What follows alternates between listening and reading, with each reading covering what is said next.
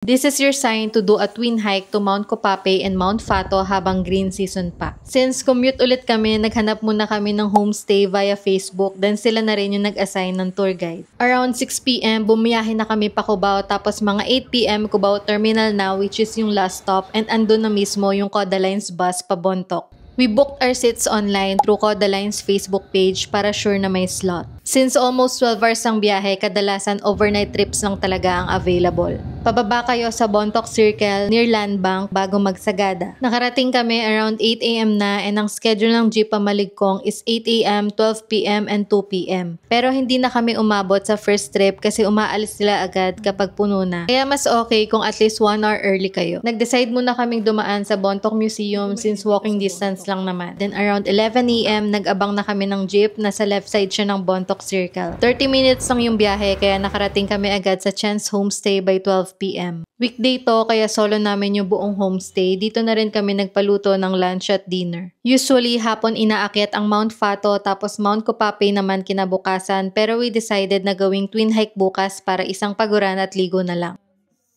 Nagpahinga muna kami, tapos pinayagan kami maglibot sa katapat na homestay kasi wala namang ibang tao. Ang ganda tumambay dito kasi view pa lang panalo na. One of the reasons din bakit dito kami nag-book kay Chance kasi may pa-chimney, super homey lang ng feels, then nag-dinner na kami and natulog ng maaga para sa hike bukas. The next day, nag-prepare na kami, then we started the hike by 4 AM. 1,100 pesos total bayad sa tour guide, 2 mountains na yun kasama yung maligkong rice terraces.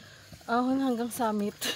Mga 1 hour lang naman yung paakyat, pero hindi ko in-expect na puro assault pala hanggang Mount Fato Summit. Like tuloy-tuloy talaga yung ahon. Pagod na ako, wala pa tayo summit. Langangin. Grabe, puro ahon. Although banayad naman yung paakyat, nakakahingal pa rin kasi nga walang patag. Hindi rin ganun kalamig, kaya grabe yung pawis ko, tapos medyo nahirapan ako huminga kasi halos walang hangin. Nasa loob kami ng hamog. Basa din yung trail since umulan ng malakas kagabi, kaya may parts na madulas. By 5:20 AM, we reached the first summit, Mount Fato.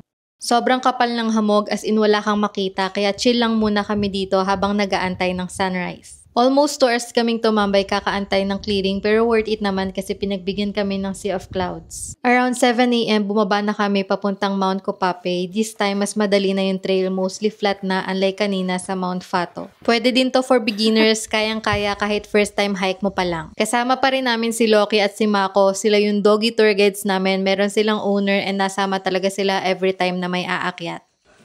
Ang taas po. Medyo umiinit na rin, so don't forget to bring a hat or payong. May mga part din na paahon pero super bilis lang. Tagaktak na yung pawis ko.